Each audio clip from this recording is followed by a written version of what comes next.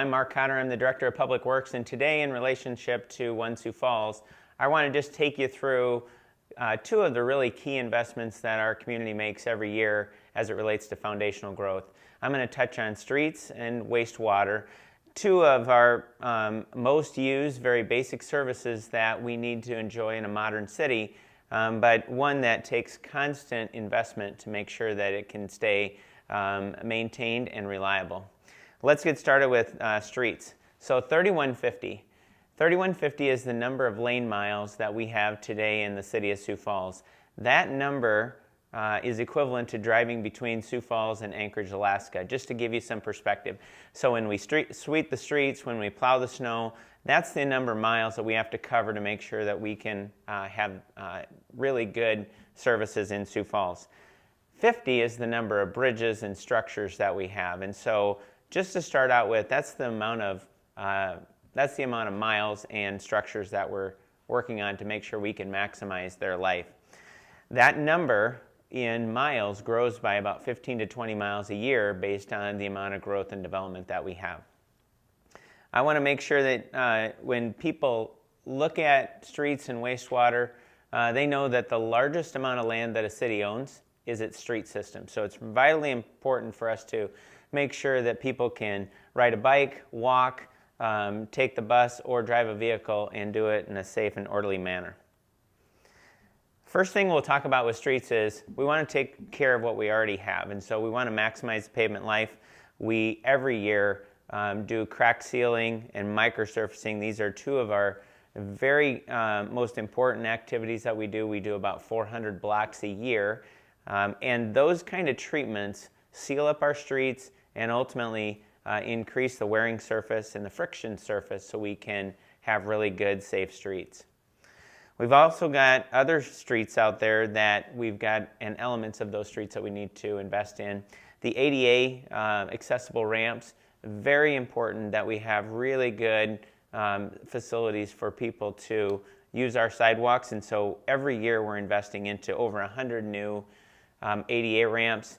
When we have concrete streets, those joints are usually the first to fail, and so we cut those out that you can see in that picture and replace those.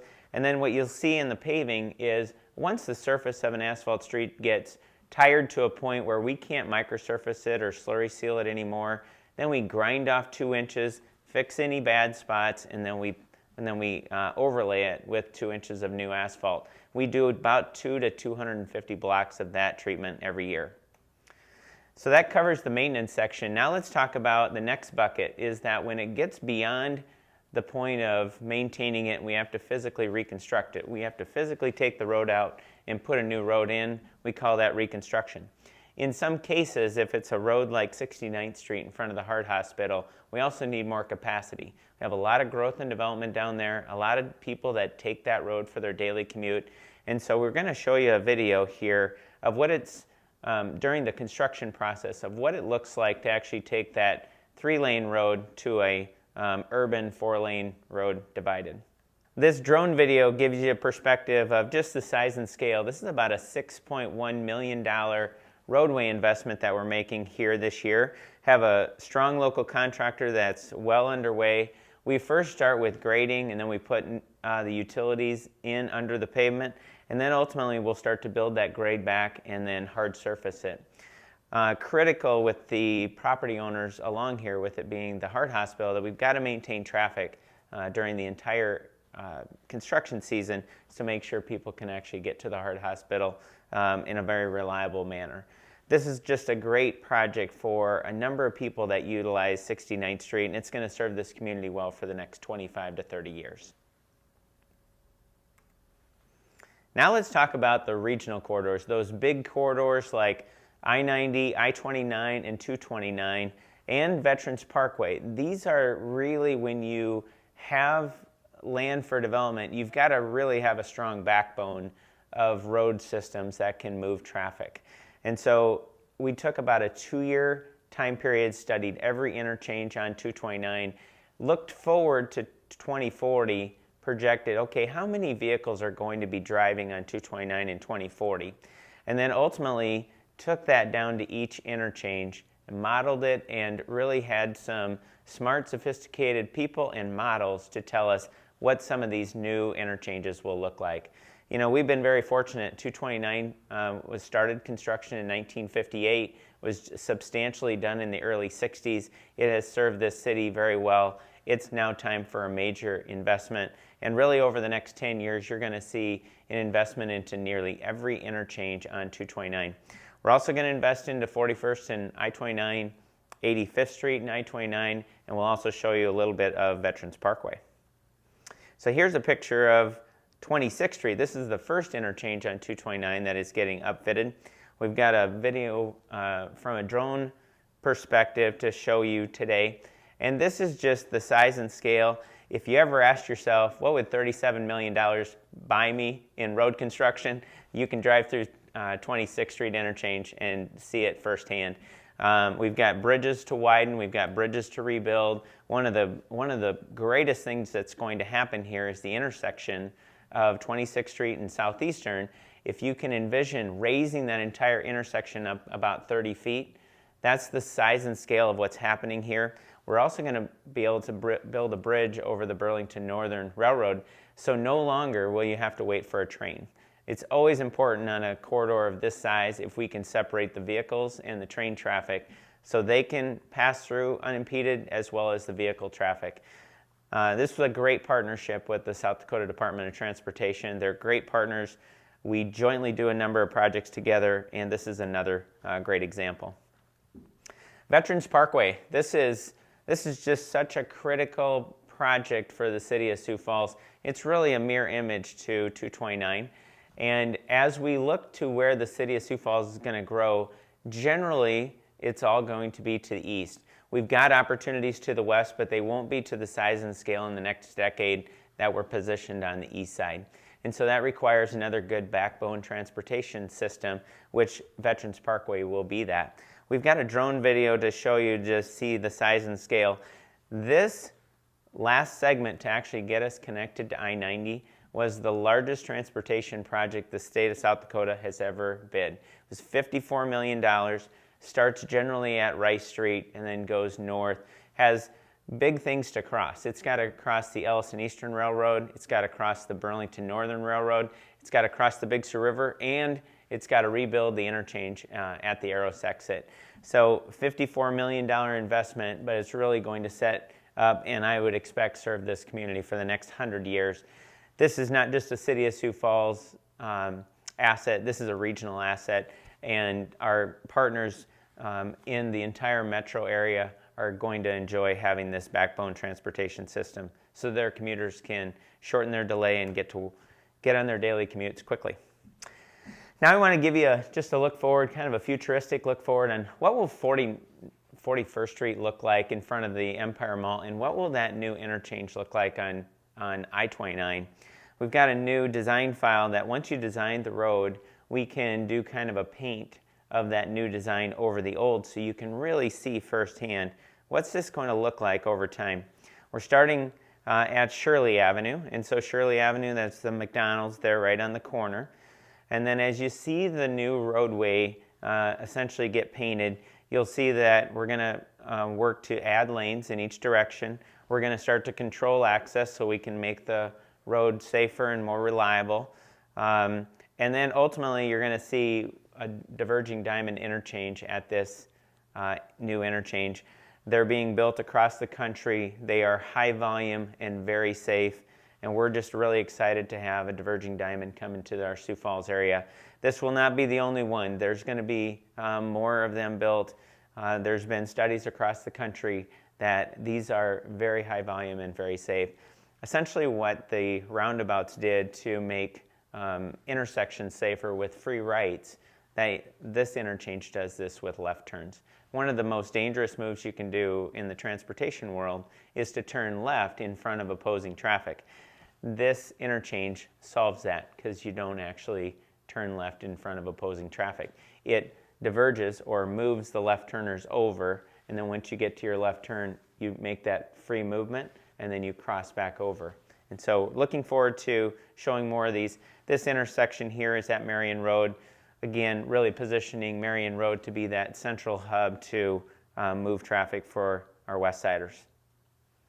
Now let's switch to wastewater. Wastewater is it's such an incredible basic service that sometimes people take for granted, but we want to make sure that we can provide them that reliable service every day. The current wastewater plant that was built in the early 80s has served this community very well. It was logically laid out. Our forefathers bought about 400 acres, so it had a significant amount of land around it for buffer and for future expansion. And now as this generation can look forward, we've got the land in place, now we just need to expand the plant. So we're getting ready to expand the plant by about 50%. In the wastewater business, that's more tanks and essentially more of our current treatment process to make sure that we can treat the wastewater that's coming from all these new houses and businesses in Sioux Falls and the area. The picture that you can see is the blue tanks off to the left-hand side. That's essentially some of the first new tanks that'll get built so we can expand the capacity of this plant. We also want to start with the end in mind. We know people will come after us to do these jobs, and also we want to make sure they're positioned. And so we've also are going to lay out everything as if someday it will be expanded again. So it's logically laid out but easily expandable to keep a very efficient process in wastewater. We enjoy some of the lowest wastewater rates in the region and water rates, and our intention is to keep it that way. Now let's just hit on two other really critical projects. One is called the main pump station. So if you can imagine all this network of pipes, over 1,000 miles of pipes that take wastewater from your house all the way to a central point, it all comes, over 90% of it comes to this main pump station that's generally in the northeast part of the city. It comes in, the last pipe into this lift station or pump station is a 72-inch diameter pipe. I like the size of that pipe because that's a pipe that I can walk into without actually having to duck. But we're going to rebuild this pump station just like the plant. It was put on at the same time. It is in greatly need of expansion and more redundancy. And so one of the things we were able to do is find a greenfield site right next to it so we had adequate room and really have a good 100-year plan for this new pump station. And I'll give you a couple of cutouts of what this will cost. We recently bid this project and the investment will be just under $22 million. That was just under the engineer's estimate, so we're very happy with the price and the contractor and looking forward to getting started with this project. Essentially what you see, anything in brick, that's above grade. Everything in gray or concrete, that's below grade. This structure, once you see it under construction, will be almost 50 feet in the ground. And so you need that so you can take advantage of the gravity pipes that are coming to the station, and ultimately then the water will get inside there and it'll get pumped up to the wastewater plant for final treatment. Last thing I wanted to show you is an expansion or kind of a big bathtub of what we call equalization basins. And so when we have high flows, and we've had a series of high flows happening in 2019 with all the wet weather, that we want to make sure that we can protect infrastructure and protect the plant. The plant can only take so much wastewater. And so cities across the country are building what you call these large equalization basins. The area that I'm circling is actually a concrete basin that currently exists. It holds about 12 million gallons of wastewater. And sometimes we just kind of take the peak off flow and put it into there. Once the flows start to go down in the pipe, we can meter that wastewater out of those tanks and then treat it and discharge it to the river. We're seeing those flows go up, and so we've embarked on expanding this with, you'll see those blue lines, those blue contour lines. That cell will add an additional 20 million gallons of wastewater for us. So we're really looking forward to having this new asset online so our wastewater operators can appropriately manage those high flows.